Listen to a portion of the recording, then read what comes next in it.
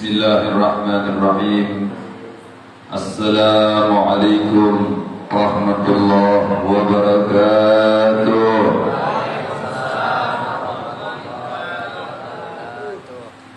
Ini terlalu malam atau terlalu lapar ini, Bu? Komloyo jawab salamnya. Saya ulangi dan saya doakan insyaallah yang paling kencang jawab salamnya tahun besok bisa umrah. Yang punya hutang lunas. Giliran hutang tambah kencang. Assalamualaikum warahmatullahi wabarakatuh. Waalaikumsalam warahmatullahi wabarakatuh. Alhamdulillahi rabbil alamin wa bihi nasta'in wa ala umuri dunya waddin. Asyhadu an la ilaha illallah al-malikul haqqul mubin wa asyhadu anna sayyidana Muhammadan abduhu wa rasuluhu sadiqul wa'dil amin. Allahumma salli wa sallim wa karim wa 'azzim ala sayyidina Muhammadin tibbil qulubi wa dawaiha wa 'afiyatil abdani wa shifaiha wa nuril absar wa diyaiha wa qutil arwah wa ghidaiha wa ala alihi wa sahbihi wa sallim. Subhanaka la ilma lana illa ma 'allamtana innaka antal alimul hakim. Rabbi shrah li sadri wa yassir li amri wahlul 'uqdatam min lisani yafqahu qawli. Wa ashabi amma ba'd. Al-mukarramun wal muhtaramun, para habaib yang hadir pada malam hari ini, yaitu Al-Am Al-Habib Syekh bin Saleh bin Yahya mata'ana Allah fi dhuli hayatihi syarifah, dan juga akhina al-karim Al-Habib Hashim bin Abdullah bin Shihab hafizahullah. Semoga Allah subhanahu wa ta'ala selalu memberikan umur panjang kepada beliau berdua. Semoga Allah subhanahu wa ta'ala memudahkan segala urusan beliau. Semoga Allah subhanahu wa ta'ala mengabulkan apa yang dihajatkan oleh beliau. Amin ya rabbal alamin. Para ustaz, para kiai yang hadir pada malam hari ini, dan juga para pengurus daripada Nahdlatul Ulama atau banok-banok daripada Nahdlatul Ulama, ada Bansar, ada Ansar mungkin yang hadir pada malam hari ini. Hadirin wal hadirat jamaah masjid apa ya? At-Tin, Masya Allah. Ya, Masjid At-Tin, saya ingat apa namanya masjidnya Pak Harto, ada namanya Masjid At-Tin. Masjid Ibu Tin dinamakan Masjid At-Tin. Ini Masjid At-Tin ya. Masjid At-Tin, ibu-ibu hadirin wal hadirat jamaah Masjid At-Tin yang dimuliakan oleh Allah Subhanahu wa taala. Alhamdulillah, kita sama-sama bersyukur kehadirat Allah Subhanahu wa taala karena malam hari ini kita masih diringankan langkah kita oleh Allah Subhanahu wa taala untuk bisa duduk beriktikaf ibadah kepada Allah Subhanahu wa taala pada malam hari ini, duduk di Majelis At-Tin dengan tadi kita baca Maulid Nabi sallallahu alaihi wasallam, dan juga tadi ada penggalangan dana bagi saudara-saudara kita yang terkena musibah yang berada di Jawa Barat, tepatnya di kota Cianjur. Semoga apa yang kita keluarkan daripada kelebihan harta kita diterima oleh Allah Subhanahu wa ta'ala, dan juga insyaallah menjadi bekal kita kelak tatkala kita menghadap Allah Subhanahu wa ta'ala. Amin ya rabbal alamin. Hadirin wal hadirat yang dimuliakan oleh Allah Subhanahu wa ta'ala, tentu tatkala kita hidup di dunia, kita punya tujuan hidup di dunia ini, dan insya Allah semua manusia mempunyai tujuan yang sama, yaitu mereka ingin hidup bahagia di dunia dan juga ingin hidup bahagia kelak di akhirat. Betul apa tidak? Betul. Ya, memang tujuan kita hidup di dunia ini untuk mencari kebahagiaan duniawi dan juga kebahagiaan ukhrawi. Jangankan kita bapak-bapak, ibu-ibu, preman yang ada di terminal sana misalnya, ya kalau ditanya, Mas, ya pengen hidup itu tujuannya apa? Ya pengen bahagia, pengen hidup senang di dunia jadi orang kaya, mati masuk surga. Itu tujuannya preman, apalagi kita hamba-Nya Allah Subhanahu wa taala yang insyaallah selalu mengikuti jalan yang diajarkan oleh baginda Nabi Muhammad sallallahu alaihi wasallam. Jadi tujuan hidup kita di dunia ini ya adalah mencari kebahagiaan di dunia dan juga kebahagiaan di akhirat. Agar kita bisa mendapatkan kebahagiaan di dunia, kita dijauhkan daripada mara bahaya, kita dijauhkan daripada bencana dan petaka seperti yang terjadi kepada saudara-saudara kita yang di Cianjur kemarin. Mereka terkena musibah, terkena bencana. Agar kita tidak mendapatkan itu semuanya dari Allah Subhanahu wa ta'ala, Allah Subhanahu wa ta'ala memberikan dua resep kepada kita. Resep agar kita hidup bahagia di dunia dan juga tidak akan terkena musibah dari Allah Subhanahu wa ta'ala, apalagi adab dari Allah Subhanahu wa ta'ala. Apa resepnya kata Allah Subhanahu wa ta'ala? Allah Subhanahu wa ta'ala mengatakan dalam Al-Quran, A'udzu billahi minasyaitonir rajim, Bismillahirrahmanirrahim. Ma kana Allahu liyu'adzibahum wa anta fihim wa ma kana Allahu mu'adzibahum wa hum yastaghfirun. Allah Subhanahu wa ta'ala mengatakan, menyampaikan ayat kepada baginda Nabi Muhammad sallallahu alaihi wasallam. Allah mengatakan kepada beliau, ma kana Allahu liyu'adzibahum wa anta fihim ya Muhammad. Allah sekali-kali tidak akan mengadab satu kaum selama engkau masih berada di tengah-tengah mereka, wahai Muhammad. Kalau ada yang bertanya, Nabi Muhammad kan bukan di tengah-tengah kita lagi, beliau sudah wafat dan kuburannya jauh sana di Madinah. Betul? Baginda Nabi Muhammad sudah tidak hidup di tengah-tengah kita di alam dunia. Beliau sudah berpindah ke alam barzakh. Baginda Nabi Muhammad SAW juga tidak dikuburkan di Batam, tidak, tapi dikuburkan di Madinah. Tatkala orang berhaji dan umrah, baru mereka bisa berziarah kepada baginda Nabi Muhammad SAW. Tapi bisa kita boleh menghadirkan baginda Nabi Muhammad selalu di tengah-tengah kita, agar kita terhindar daripada bencana, daripada azab yang Allah turunkan. Hadirkan baginda Nabi Muhammad SAW di tengah-tengah kita. Alhamdulillah, malam hari ini kita sama-sama membaca Maulid Nabi SAW. Yang mana kata ulama, tatkala kita membaca Maulid Nabi, baginda Nabi Muhammad SAW hadir di tengah-tengah kita. Beliau hadir, ada, menyaksikan satu persatu daripada kita yang bersolawat kepada beliau sallallahu alaihi wasallam. Ini salah satu cara, salah satu contoh kita menghadirkan baginda Nabi Muhammad sallallahu alaihi wasallam di tengah-tengah kita. Di masjid kita adakan maulid, kita adakan sholawatan menghadirkan baginda Nabi Muhammad sallallahu alaihi wasallam. Tatkala kita di rumah bagaimana? Kita ikuti sunnah-sunnahnya baginda Nabi Muhammad. Tatkala masuk rumah, ketuk Assalamualaikum. Tatkala masuk kamar mandi, dahulukan kaki kanan. Tatkala keluar kamar mandi, dahulukan kaki kiri. Kita hadirkan baginda Nabi Muhammad di dalam rumah kita. Kita kenalkan baginda Nabi Muhammad kepada anak-anak kita.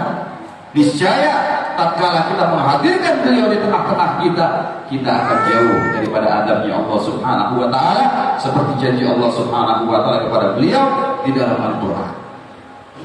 Dan juga kita hadirkan baginda Nabi Muhammad di dalam hati kita. Hadirkan beliau di dalam hati kita, seperti para sahabat Nabi SAW. Contohnya sahabat Bilal bin Rabah. muadzinnya baginda Nabi Muhammad sallallahu alaihi wasallam. Bilal bin Rabah ini muadzinnya baginda Nabi. Kalau baginda Nabi sallallahu alaihi wasallam sudah capek urusin para sahabat, beliau mengatakan kepada Bilal, "Arihna ya Bilal." Istirahatkan kami wahai Bilal. Istirahat. Baginda Nabi sallallahu alaihi wasallam sudah urusin umat capek, mau istirahat, Bilal suruh adzan. Istirahatnya baginda Nabi sallallahu alaihi wasallam apa istirahatnya? Salat menghadap Allah Subhanahu wa taala. Kalau istirahatnya kita apa? Orang lupa. Ya, istirahatnya kita tidur. Istirahatnya baginda Nabi sallallahu alaihi wasallam berkomunikasi dengan Allah Subhanahu wa taala. Makanya tatkala beliau capek mengurus umat, beliau katakan kepada Bilal, "Arihna ya Bilal, istirahatkan aku wahai Bilal." Dengan beradab, kemudian baginda Nabi sallallahu alaihi wasallam melakukan salat. Ya, itu istirahatnya baginda Nabi sallallahu alaihi wasallam. Kalau kita datang ke masjid mau apa? Mau istirahat kayak baginda Nabi sallallahu alaihi wasallam. Ngapain di masjid tidur? Ya, baru sholat, tidur lagi, masya Allah. Nah, ini istirahatnya baginda Nabi sallallahu alaihi wasallam. Bilal bin Rabah, tatkala baginda Nabi sallallahu alaihi wasallam wafat, beliau berjanji dalam dirinya untuk menjauh daripada Madinah, agar tidak teringat kepada baginda Nabi sallallahu alaihi wasallam, agar dia tidak merasa selalu sedih tatkala dia berada di Madinah. Pergi Bilal bin Rabah ke negeri Syam bersama istrinya. Di negeri Syam, beberapa tahun hidup di negeri Syam. Suatu malam dia bermimpi berjumpa dengan baginda Nabi sallallahu alaihi wasallam. Baginda Nabi mengatakan kepada Bilal, "Atahjuruni ya Bilal?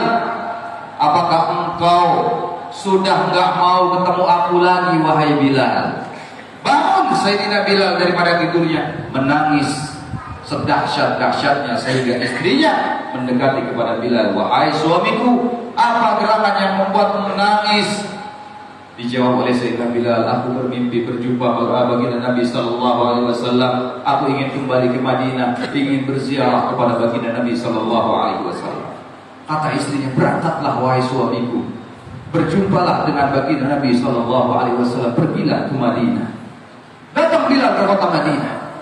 Tatkala berziarah kepada makam baginda Nabi sallallahu alaihi wasallam, berderai air mata Bilal karena menahan rasa rindu, rasa sayang kepada baginda Nabi Muhammad sallallahu alaihi wasallam, yang mana sering Bilal selalu bersama baginda Nabi sallallahu alaihi wasallam dimanapun baginda Nabi sallallahu alaihi wasallam berada. Kemudian Bilal menuju masjidnya baginda Nabi sallallahu alaihi wasallam. Makin menangis Bilal berjumpa dengan Abu Bakar Siddiq radhiyallahu taala yang waktu itu beliau menjabat sebagai khalifah pengganti daripada baginda Nabi Muhammad sallallahu alaihi wasallam.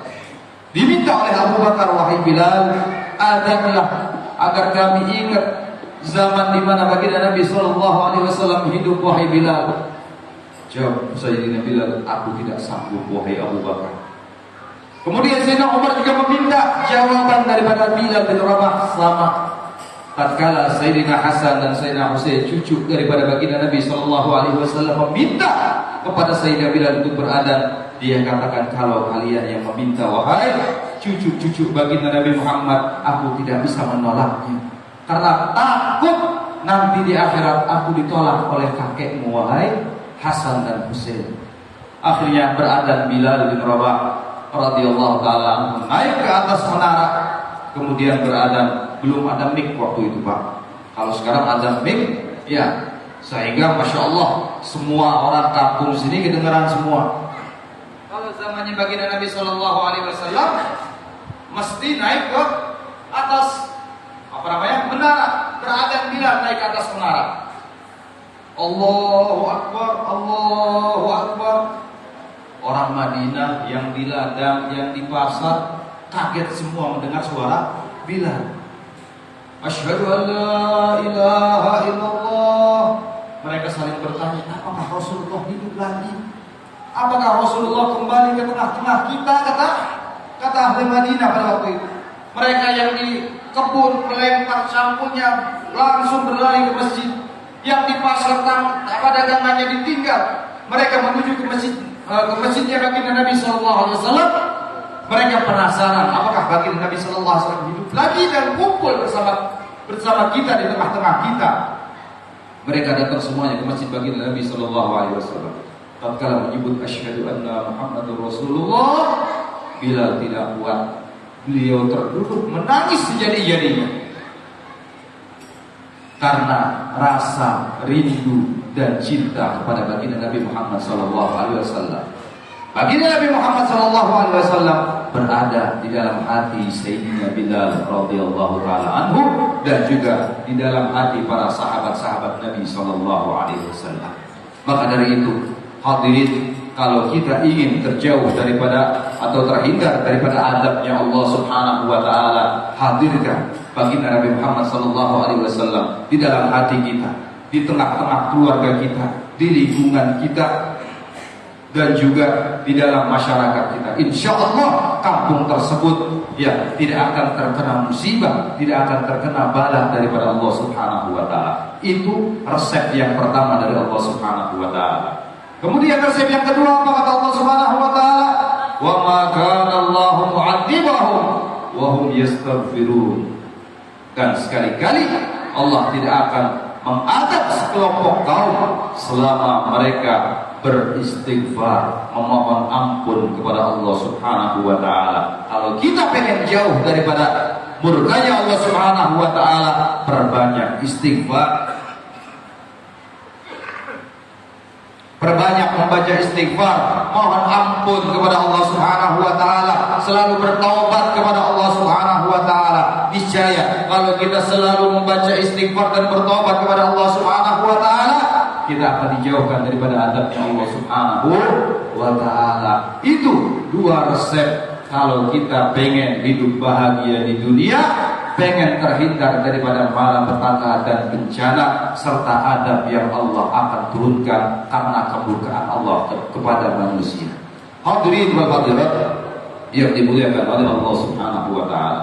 Kemudian resep yang kedua agar kita bisa bahagia di akhirat, apa resepnya? Beramal baik, betul. Banyak ibadah, betul. Tapi amal baik dan ibadah belum tentu bisa memasukkan manusia ke dalam surganya Allah Subhanahu wa ta'ala. Yang bisa memasukkan manusia ke dalam surganya Allah Subhanahu wa ta'ala, kata baginda Nabi SAW, yang pertama adalah rahmatnya Allah Subhanahu wa ta'ala. Rahmatnya Allah yang bisa memasukkan kita ke dalam surganya Allah, bukan amal ibadah kita, bukan kebaikan yang kita lakukan, tidak, tapi rahmatnya Allah yang bisa memasukkan kita ke dalam surganya Allah Subhanahu wa ta'ala. Ada satu cerita dulu di zaman Bani Israel. Tahu Bani Israel bu? Ngantuk. Bani Israel tahu? Kaumnya siapa tuh? Nabi Musa. Bani Israel ini adalah kaum yang paling cengkal, kata orang Jawa. Cengkal apa cengkal? Tahu cengkal ya? Gak bisa diomongin. Kata Allah Subhanahu wa ta'ala suruh nyembelih sapi, nanya terus, sapinya yang mana? Nabi Musa, warnanya apa?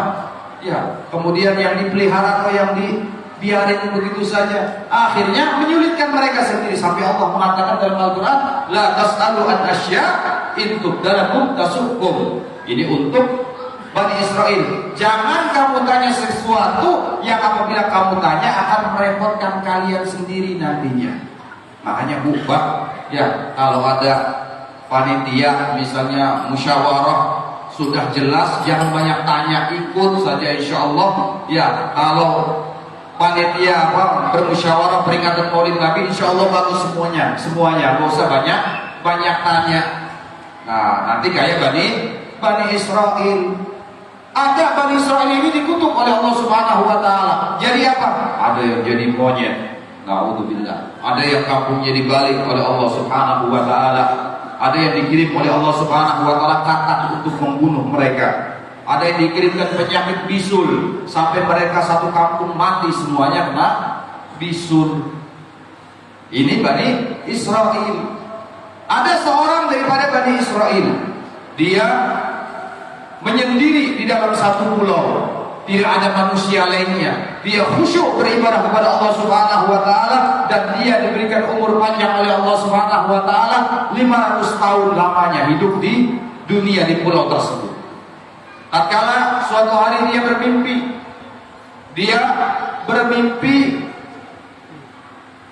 di akhirat, di persidangannya Allah Subhanahu wa taala.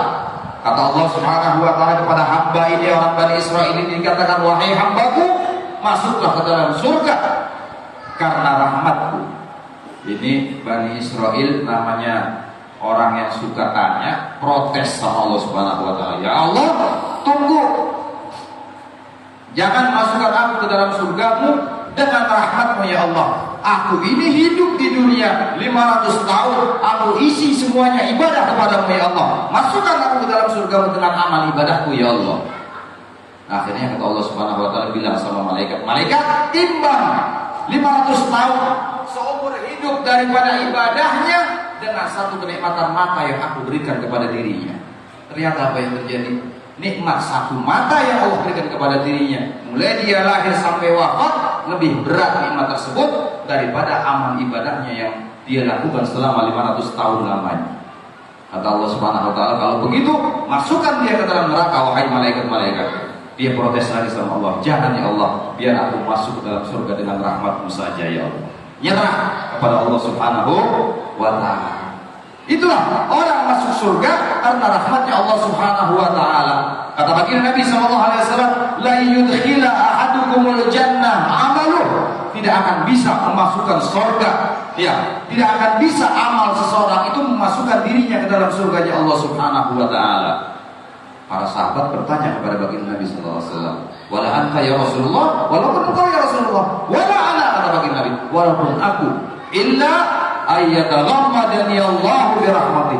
Kecuali, ya, tidaklah terkecuali Allah itu selalu memberikan rahmatnya kepada aku sehingga aku masuk dalam surga Allah Subhanahu wa taala karena rahmatnya Allah yang Allah berikan kepada aku, kata baginda Nabi Muhammad sallallahu alaihi wasallam.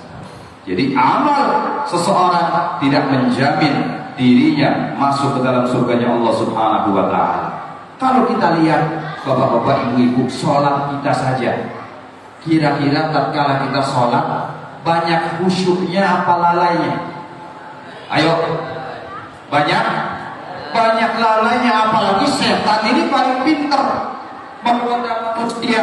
Apalagi kalau sholat, setan paling senang menggoda manusia waktu sholat. Ada satu kisah di Mekah, ada seorang kaya menyimpan hartanya itu di dalam peti, kemudian dia kubur di belakang rumahnya. Karena di Arab, ya, pasir semuanya sehingga tidak ada tanda satupun, sehingga dia lupa di mana dia mengubur daripada hartanya. Akhirnya dia pergi ke seorang ulama, wahai syekh, tolong berikan aku amalan agar aku ini bisa ingat di mana aku menguburkan hartaku, wahai syekh. Kata syekh tatkala itu sedang ngobrol dan sedang bercanda. Kata syekh bilang, sholatlah kamu, ya, malam nanti kamu bangun, ambil air wudu, sholat tahajud. Akhirnya padahal ini syekh bercanda, ya, tidak betul sama orang itu. Tengah malam dia bangun, dia ambil wudu, dia mau sholat tahajud. Allahu Akbar, sholat tahajud. Baru alhamdulillahi rabbil alamin. Setan sudah bisikin, kamu itu naruhnya di pojok sebelah sono. Apa yang terjadi? Batal sholatnya, langsung ambil cangkul, ya, emasnya digali.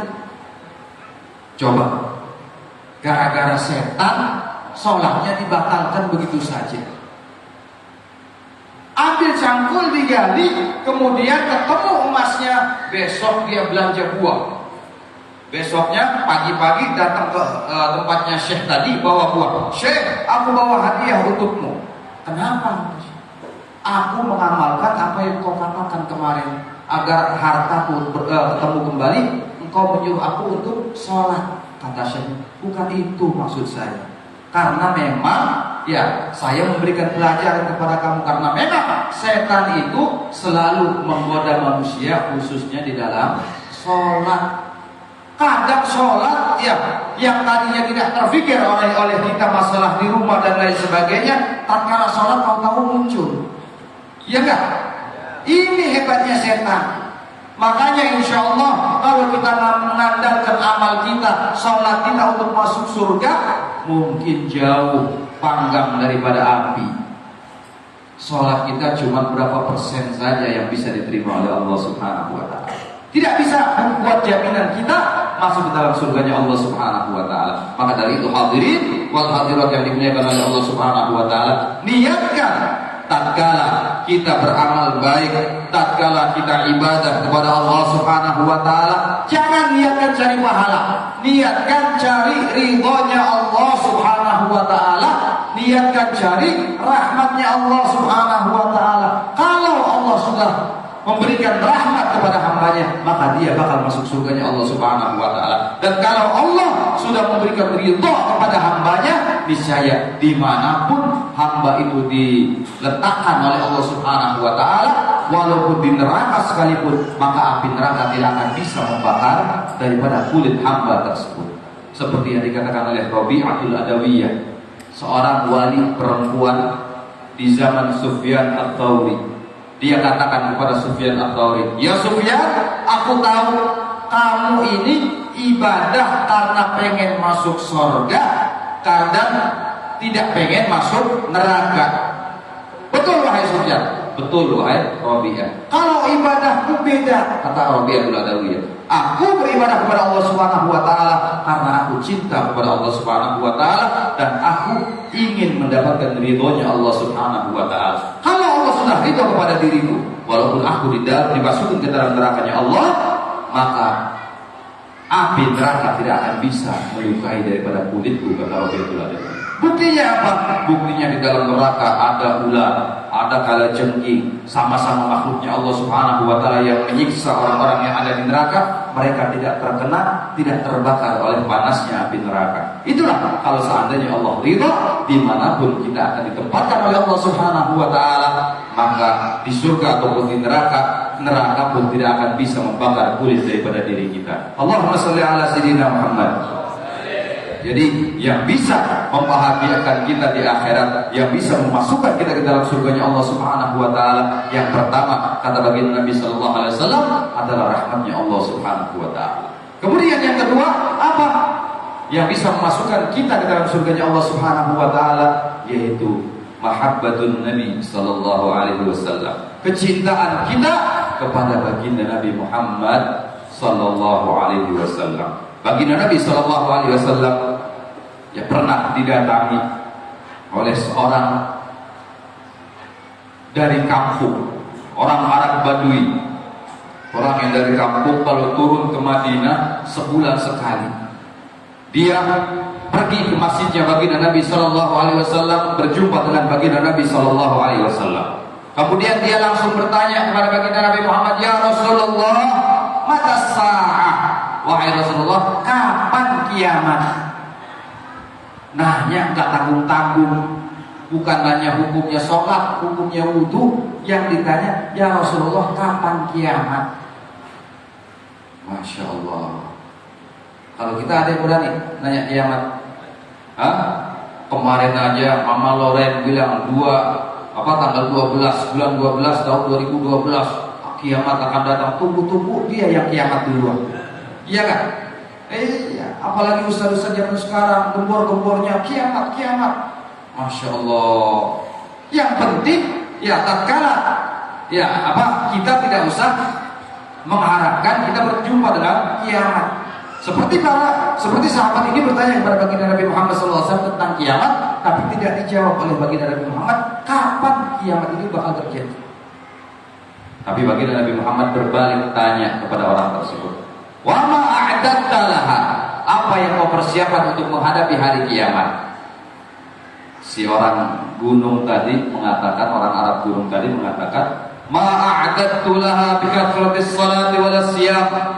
aku ini ya Rasulullah tidak mempersiapkan diriku untuk menghadapi hari kiamat dengan banyaknya sholat, dengan banyaknya puasa, karena aku ini tinggalnya di gunung ya Rasulullah. Sebulan sekali baru turun ke Madinah, bisa belajar dengan engkau ya Rasulullah. Selebihnya aku aman kambing, aku ngurusin kebun, aku ngurusin ladang. Aku gak bisa terus belajar seperti Abu Hurairah, seperti sahabat-sahabat yang lain sehari-hari bersama engkau ya Rasulullah. Ilmuku sedikit, hanya aku tidak mempersiapkan diriku untuk menghadapi hari kiamat dengan banyaknya sholat ataupun puasa ya Rasulullah. Tapi aku persiapkan diriku dengan kecintaanku kepada Allah Subhanahu wa Ta'ala dan kecintaanku kepada dirimu ya Rasulullah. Apa jawab baginda Nabi sallallahu alaihi wasallam? Al-mar'u ma'a man ahab. Manusia akan dikumpulkan nanti di hari kiamat bersama orang yang dia cintai.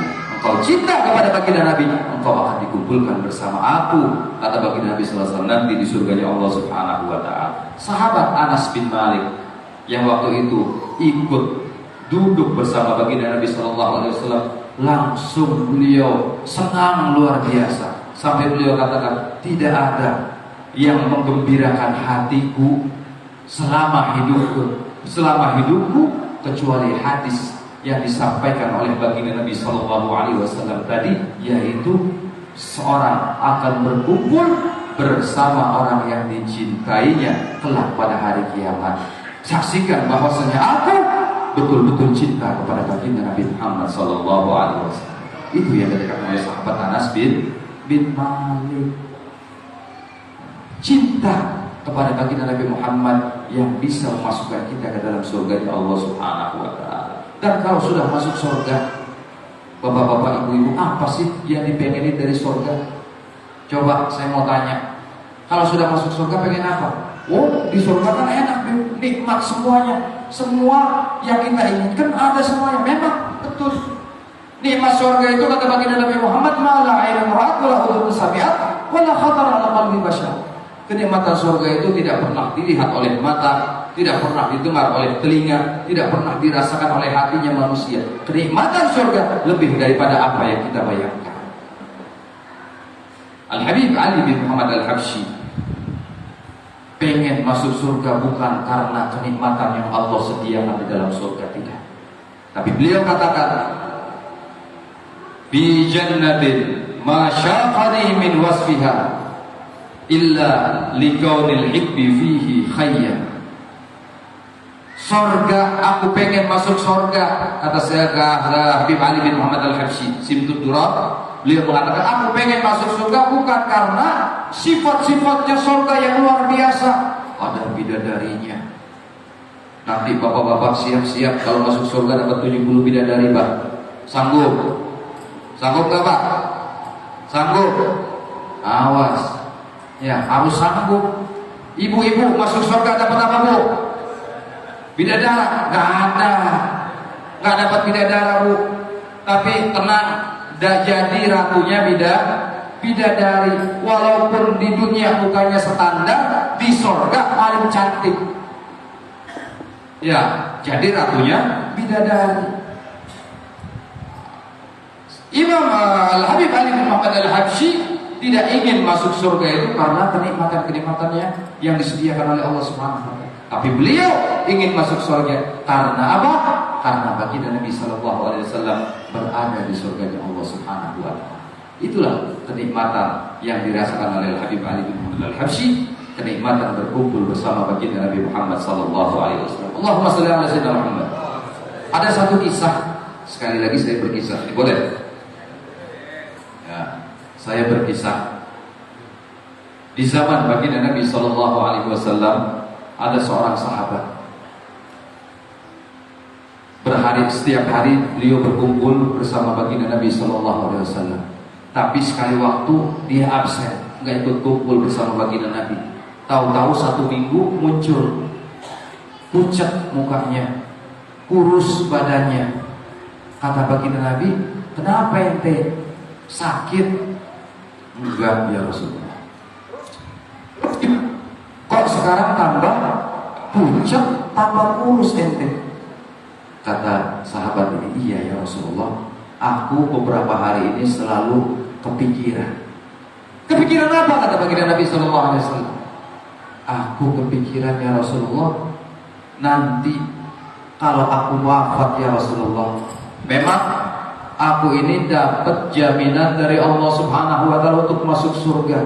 Aku termasuk ashabul badar, orang-orang yang mendapat jaminan masuk surganya Allah, termasuk ashabul badar, orang-orang yang ikut perang Badar dijamin oleh Allah Subhanahu Wa Taala masuk surga. Orang-orang yang ikut perang Uhud dijamin oleh Allah Subhanahu Wa Taala masuk surga.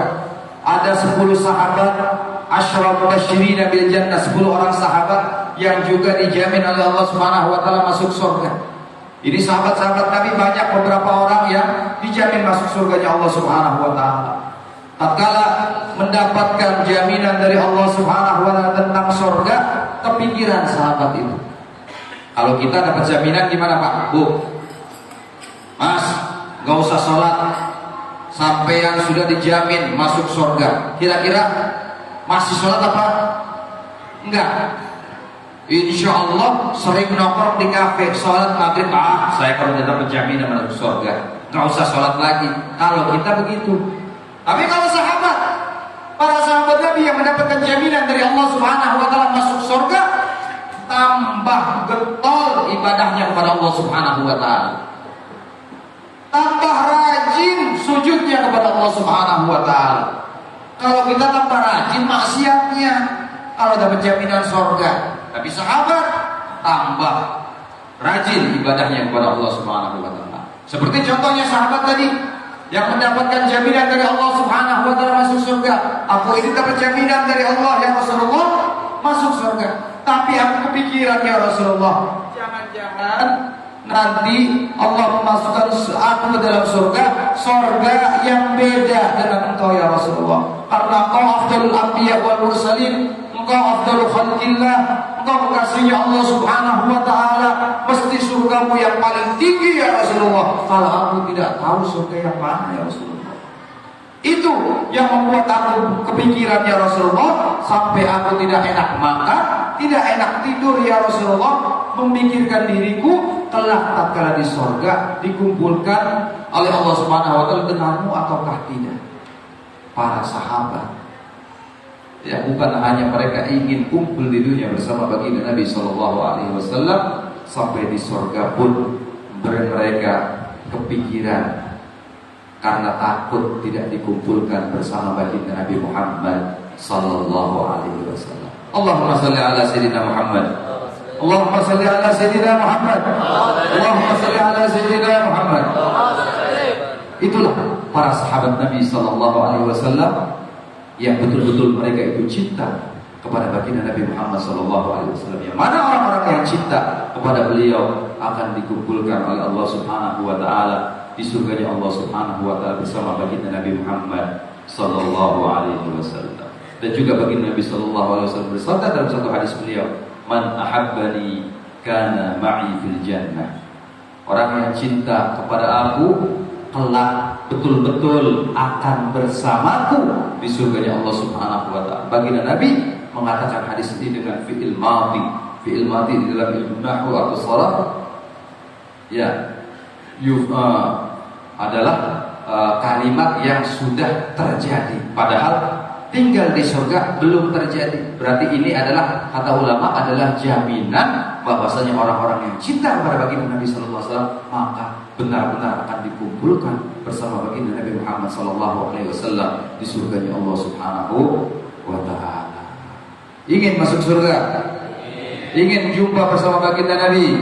Ingin kumpul bersama baginda Nabi Sallallahu Alaihi Wasallam?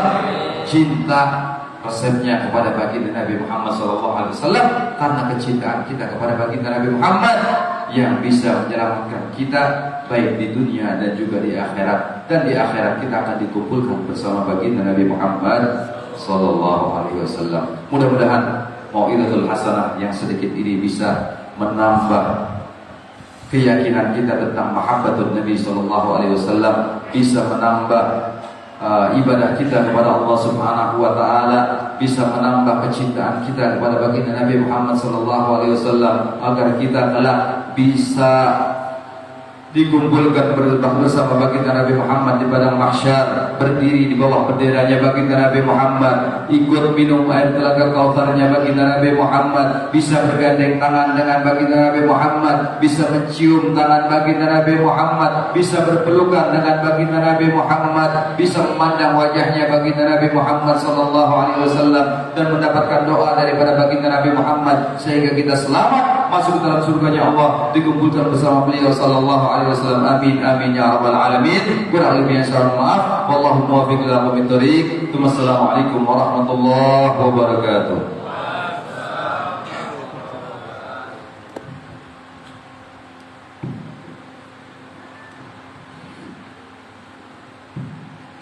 Alhamdulillahirabbil alamin. Bersama-sama kita dengarkan apa yang beliau sampaikan. Mudah-mudahan